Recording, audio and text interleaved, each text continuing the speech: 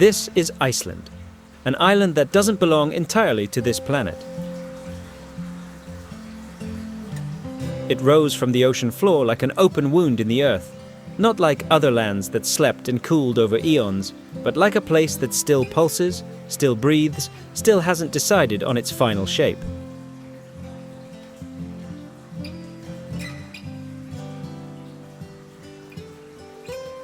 Here, two of the largest tectonic plates on the planet, the North American and the Eurasian, pull apart slowly, millimeter by millimeter, year after year.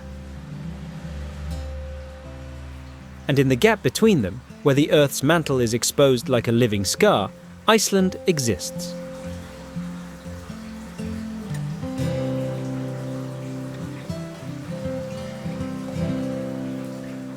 A laboratory where the Earth is still being forged. Beneath your feet, magma boils in underground chambers. Above, massive glaciers, some more than a kilometer thick, cover volcanoes that awaken every century with silent, devastating violence. Between fire and ice, between chaos and serene beauty, an entire nation learned to live. The first Vikings arrived here in the 9th century, coming from Norway and Ireland, and found a land of steam and flames. They stayed because there was something here that exists nowhere else, the feeling that you're present at the creation of the world. Every waterfall carries the memory of an ancient glacier. Every black beach is made of lava that once flowed incandescent into the sea.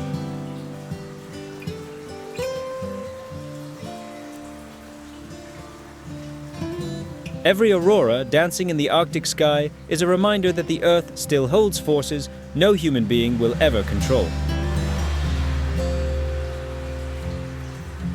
At first glance, the Reykjanes Peninsula seems impossible.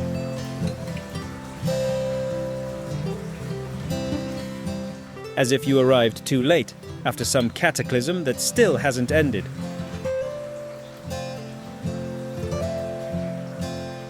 The ground is a sweep of fresh black rock, lava fields stretching as far as you can see, and from cracks in the earth, pillars of white steam rise into the grey sky like trapped ghosts trying to escape. The colours here are brutally honest. The deep black of lava, the blinding white of steam, the rusty ochre of mineral clay. There's no softness. Every detail is a sign that you're walking on an interface between two worlds.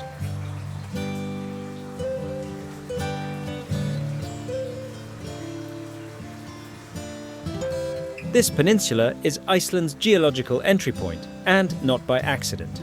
This is where the mid-Atlantic ridge emerges from the ocean, the same fracture line that splits the Atlantic seafloor in two.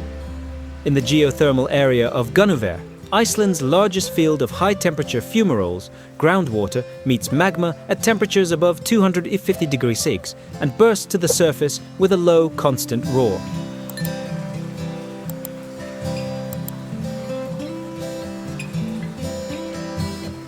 Mud pools boil and bubble as if the land were a living being fermenting from within. Icelandic legend says that Gunna, the spirit of a tormented woman, was trapped in these waters by a pastor, so her screams would no longer trouble the living. But the steam that rises every day seems to confirm she hasn't been completely silenced. Not far from here, the Fjaðrárgljúfur volcano woke up in 2021 after 8 centuries of sleep. Not with an explosion, but with surprising patience, opening fissures in the ground from which ember-colored rivers of lava slowly spilled down the slope. People came by the thousands to see it, to sit at the edge of a still smoking lava field and take in the fact that they were, literally, watching a new piece of land being created. The sound here is unlike anywhere else, a deep, continuous hiss from the fumaroles, the crackle and contraction of cooling rock around you. The smell of sulfur is strong and immediate, not unpleasant the way you might expect, but primal, like the scent of the world before life. The mist touches your face like something warm and damp, and beneath your feet, in certain spots, you feel the heat of the earth through the soles of your shoes. Arctic foxes live here, one of the few native predators on this island. They're curious, fearless creatures with dark fur in summer and white as snow in winter, as if the land itself painted them to match the season. They move through the lava fields with the lightness of those who've known this terrain for centuries, indifferent to the steam that surrounds them. Here, you feel time speeding up. Not human time, but the Earth's time. Every fissure, every plume of steam is proof that this land hasn't finished being born. Then, almost without warning, the landscape breaks open. You drive a road that winds between moss-covered lava fields in lime-green shades, and suddenly the valley of Þingvellir opens before you, like a page torn from a book of mythology. 30-meter walls of basalt rise on both sides of the horizon, and between them a calm valley where a deep blue lake reflects the pale sky. At first glance, Þingvellir looks like a painted set, one of those places your eyes don't fully believe. But what you're seeing is real and extraordinary. This is the only place on Earth where the boundary between the North American tectonic plate and the Eurasian plate rises above sea level and can be crossed on foot. Or by swimming, because in the crystal clear waters of the Silfra fissure, fed by meltwater that filtered through lava for decades, divers come from around the world to swim literally between two continents. Underwater visibility exceeds 100 meters. The temperature is under 4 degrees Celsius. The silence is absolute, but Þingvellir is more than a geological wonder. In 930 AD, the Viking settlers who had arrived in Iceland decades earlier established the Althing here. One of the world's first parliaments. Leaders from across the island came to this valley every year to settle disputes, create laws, and make collective decisions. The natural acoustics of the rock walls amplified the speakers' voices, and the valley served as a natural chamber of early democracy. There was no king in medieval Iceland. There was this valley, these rock walls, and a people deciding their own fate in the open air. The birches that grow here are short and twisted by constant wind, but tough with a tenacity that feels intentional.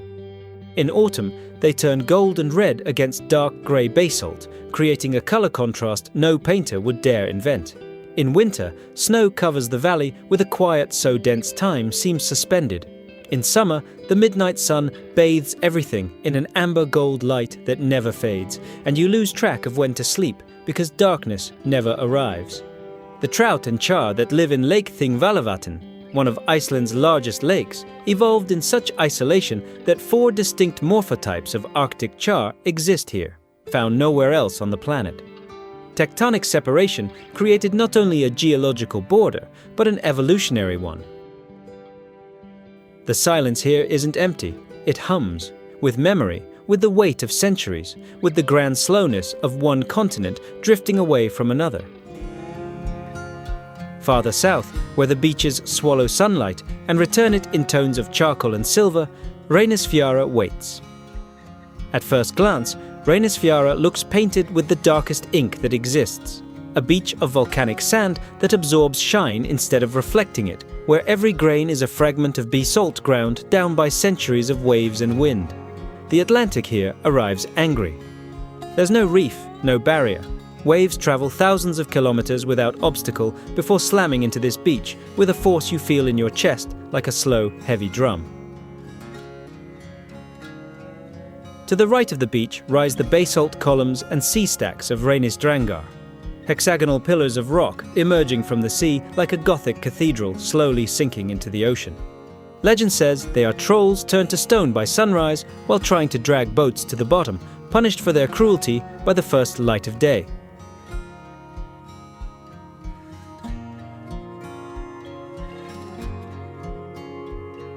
Geology tells an equally dramatic story. They're the result of lava cooling slowly and evenly in contact with the ocean, contracting into perfect columns like stone beehives, with 5 or 6-sided angles that look like mathematics itself drew them. In the cracks and caves along this coast, puffins, Fjaðrárgljúfur, nest with their orange beaks and serious eyes. In summer, they arrive by the thousands to raise their chicks on the cliffs, flying in frantic circles over the sea before diving with surprising precision to catch the fish that make up their diet. On land, they look slightly ridiculous, with that wobbling walk, but in the air and underwater, they become impressive athletes. They're one of Iceland's unofficial symbols, loved with an affection people here rarely say out loud, but always show. The sound of Reynisfjara comes in layers, the dull thunder of waves breaking on sand, the hiss of wind passing through basalt columns like a giant flute, the cries of puffins and gulls, and beneath it all, a low, constant rumble, as if the entire ocean were speaking at a frequency the body feels, but the ears don't fully catch. Salt mist settles on your lips. The cold is sharp and clean, with no mercy. Here, Icelandic fishermen have lost many of their own. Reynisfjara's waves are notorious for arriving without warning, higher and stronger than the ones before, sweeping the sand in seconds. The beach is beautiful and dangerous with the same energy, like many of the truest things in this world.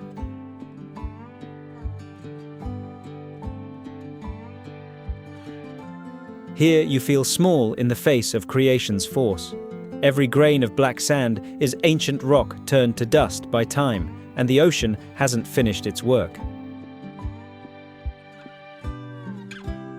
Heading inland through the south of the island, following the route of ancient winds that once blew from the Atlantic toward Iceland's center, you reach Fjaðrárgljúfur, almost unexpectedly.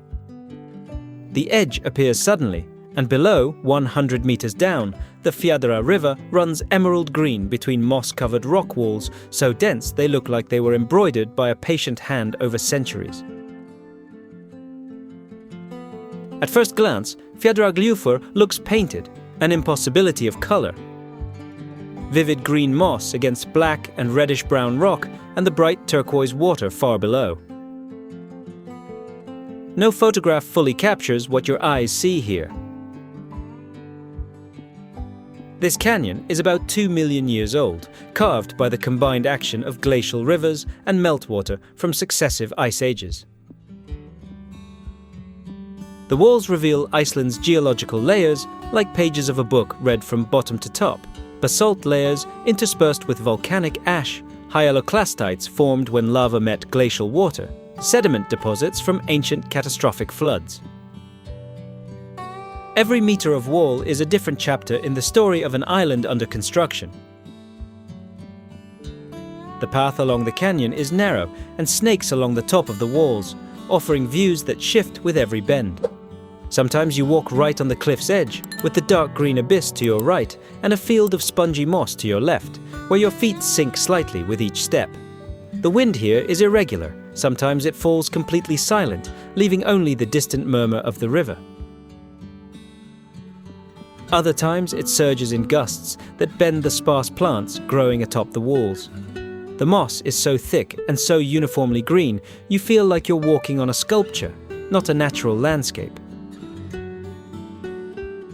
This canyon became world famous after Justin Bieber used it in a music video in 2015.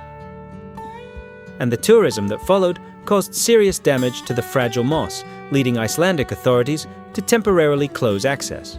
Reopened with new paths and regulations, the canyon is now proof of how a place's popularity can be both a celebration and a threat. Icelanders have a concept, Þetta reddast, which means something like, "It'll work out," an optimistic resignation that shapes their relationship with forces beyond their control. But when it comes to protecting their singular nature, they act with a seriousness rarely seen elsewhere. The canyon's silence isn't empty, it's filled with the weight of 2 million years. Every green wall is a clock, every rock layer, a chapter of a story that doesn't need a narrator. Rising from the mist, like a dream that doesn't vanish when you open your eyes, Jökulsárlón is the most cinematic of Icelandic landscapes. At first glance, the glacial lagoon seems impossible, a world of floating ice in a blue that shifts from turquoise to opalescent white, with iceberg chunks the size of houses drifting on calm water. The sky reflects on the lagoon with a clarity that confuses up and down, and the icebergs seem to float both above and below you. It's the kind of place that makes your brain pause, unable to file what your eyes are seeing.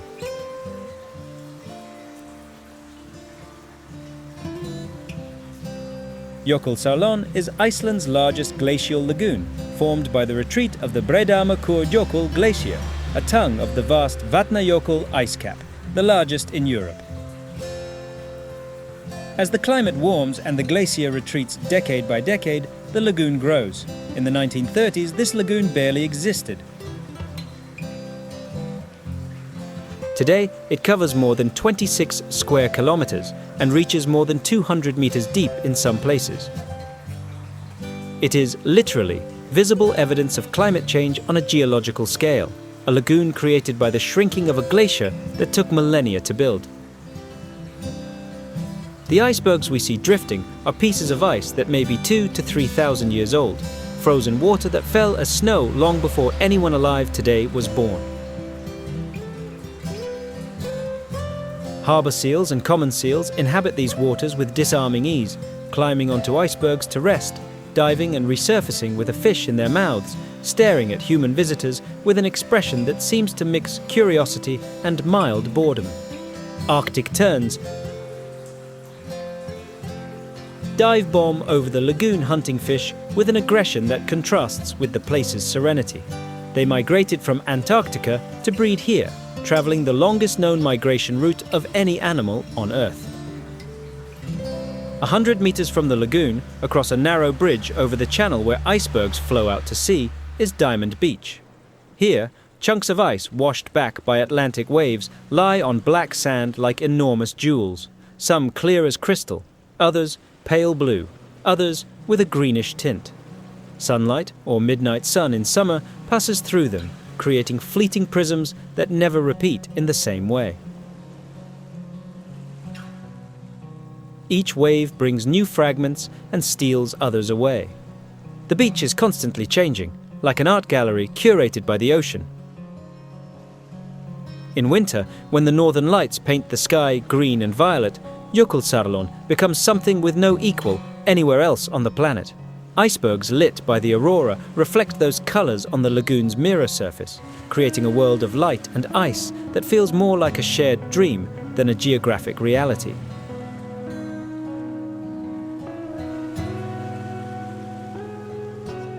Here, time isn't linear. It's a layer of ice that melts. Every iceberg is a memory of water the planet is slowly releasing into the sea.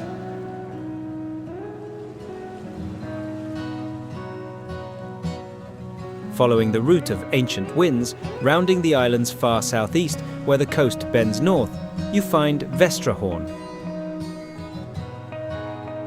And your first impression is that a surrealist painter decided to challenge the laws of perspective. At first glance, Stokksnes looks unreal. The granite and gabbro peaks of Vestrahorn rise abruptly from the coastal plain to 450 meters, with edges sharp as knives against a sky that rarely commits to a single color.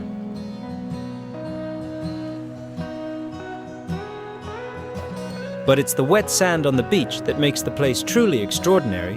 When the tide recedes and leaves a thin film of water on the black sand, the entire mountain reflects like a perfect mirror, creating an impossible symmetry the human eye takes a moment to accept. Vestrahorn is geologically distinct from the rest of volcanic Iceland. It is an igneous intrusion. Magma that solidified within Earth's crust about 12 million years ago and was exposed by glacial erosion over millennia. While most of Iceland is dark, porous basalt, Vestrahorn is denser and more crystalline, with textures and patterns that catch light differently under the Arctic sun's low angle. Stokksnes Beach has a quality that's hard to put into words, but impossible to ignore.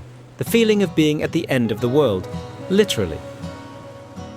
To the north, the glaciers of Vatnajökull bleach the horizon. To the south, the Atlantic stretches unbroken to Antarctica. To the east, Iceland's east fjords carve the coastline into deep inlets. And the mountain behind you, still indifferent, utterly majestic, makes everything else feel temporary. The Icelandic horses often grazing nearby are among the purest breeds on the planet. Direct descendants of horses brought by the Vikings in the 9th century, without crossbreeding with other breeds since then. They are small, sturdy, and remarkably resistant to cold, with a mane that grows long and dense to protect their necks from Arctic winds. They have a unique gait, the tölt, smooth as water running over stones, and no other horse breed naturally has it.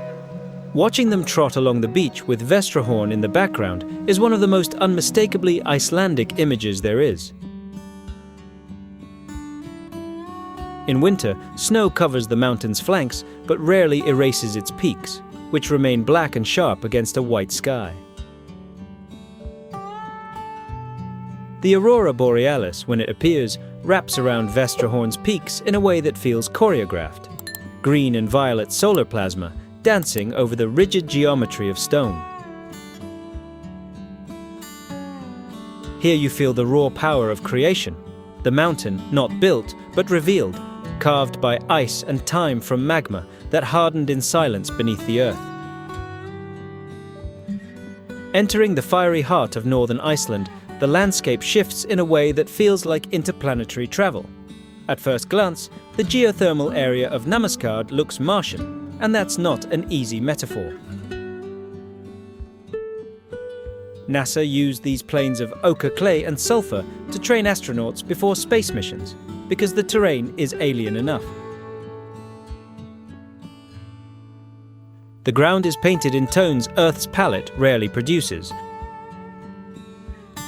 Burnt orange, sulfur yellow, rusty red, silica white, colors that look like they came straight out of a miniature volcano set in your colored pencil box.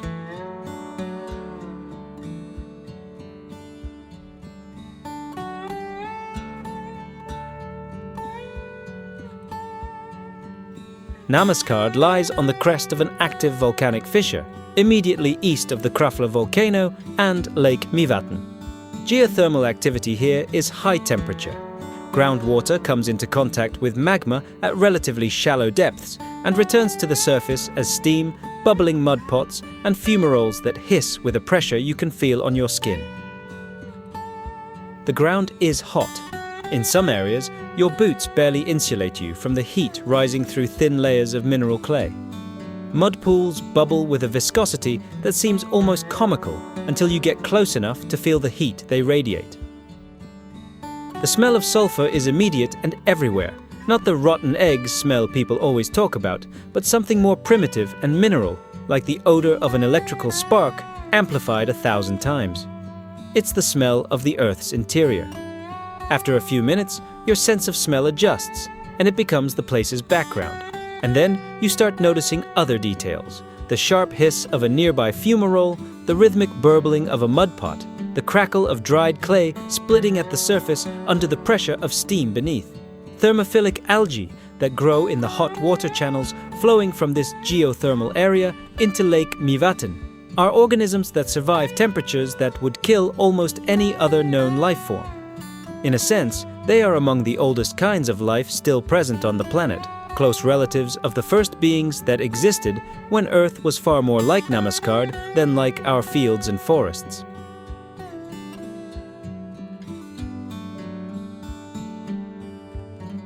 Lake Mývatn, partly fed by these waters, is one of the richest Arctic ecosystems for migratory birds, with more than 15 duck species nesting here every year. The geothermal warmth that keeps part of the lake open in winter attracts birds long before natural thaw. It's an ecosystem built on the planet's heat. Here, you don't just feel small, you feel out of time, as if you arrived in a moment when life still hadn't decided what shapes to take. Rising from the mist, you hear Dettifoss before you see it, a low, deep roar that grows as you approach along a path of black lava, not the sound of falling water, but something closer to continuous thunder, with the ground vibrating faintly beneath your feet.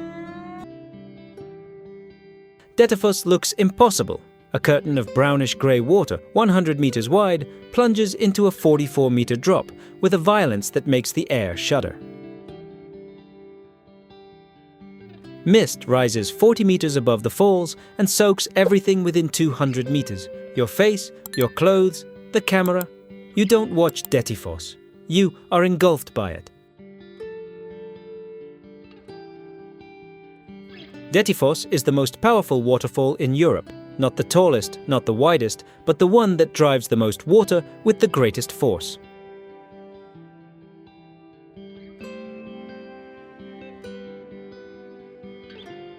The Jökulsárlón river that feeds it drains Vatnajökull, carrying not only water but tons of glacial sediment that gives Dettifoss its characteristic grey-brown colour. In the height of summer, the waterfall can discharge up to 500 cubic meters of water per second, a number that means little until you stand at the edge and realize the sound you feel in your bones is the sound of that much water dropping 44 meters.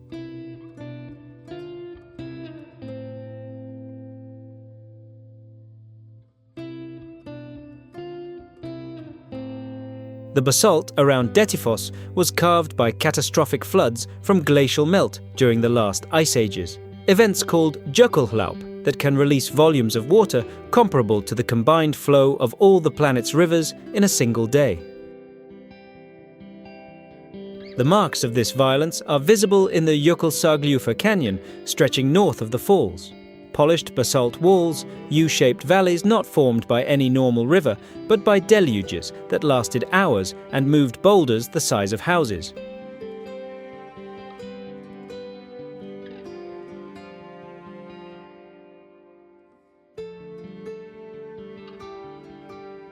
Not far upstream from Dettifoss, Selfoss cascades down in multiple steps with an elegance that sharply contrasts its neighbour's brutality. And downstream, Hafragilsfoss completes the trio with a darker majesty, surrounded by canyon walls that swallow light. Together, the three waterfalls form a sequence that, taken as a whole, is an unanswerable argument for the existence of greatness in the natural world. Ravens, Icelandic ravens, glide over Dettifoss's mist with an ease that seems deliberate. They are extraordinarily intelligent birds, revered in Norse mythology as the eyes and ears of Odin, Hugin and Munin, thought and memory, who flew across the world and brought the god news of what happened among mortals. Watching them drift above Dettifoss as mist rises around them feels inevitably mythic. Dettifoss isn't just a waterfall, it's the earth making a case for its own strength. The sound you feel in your bones is the planet reminding you that you're made of materials far more fragile than rock.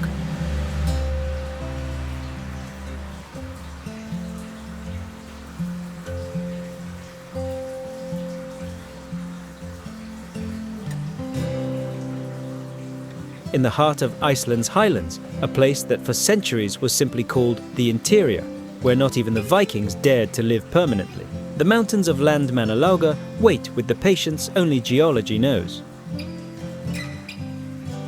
The highlands of Landmannalaugar look otherworldly, painted with a palette nature shouldn't have: carmine pink, yellow-green, deep ochre, silver-grey, faded purple, burnt orange. The rhyolite mountains that dominate this landscape are the result of volcanic eruptions that produced not black basalt, but rhyolite, a silica-rich volcanic rock that crystallizes into colors depending on its exact chemical composition. Brennisteinsalda, the region's most photographed mountain, looks deliberately colored in layers: green from thermophilic algae at the base, orange from sulfur in the middle, gray from obsidian at the top. Obsidian, black volcanic glass, formed by ultra-rapid cooling of lava, is literally scattered across the ground in Landmannalaugar. Pieces of natural glass, sharp as blades, formed when lava flowed over snow or water and solidified instantly before it could crystallize. Prehistoric peoples used obsidian to make tools and weapons because its edge can be sharper than any polished metal. Here, you walk over fragments of a process early humans revered as a gift from subterranean gods. Landmannalaugar's natural hot springs, the ones that gave the place its name, the people's hot earth baths, bubble up straight from recent lava, mixing with meltwater from surrounding snow to create perfectly tempered temperatures.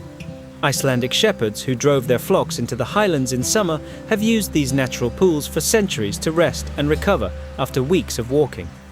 There's something deeply moving about sinking into these waters, surrounded by multicolored mountains, steam mist rising around you, and the highlands' silence settling over you like a blanket.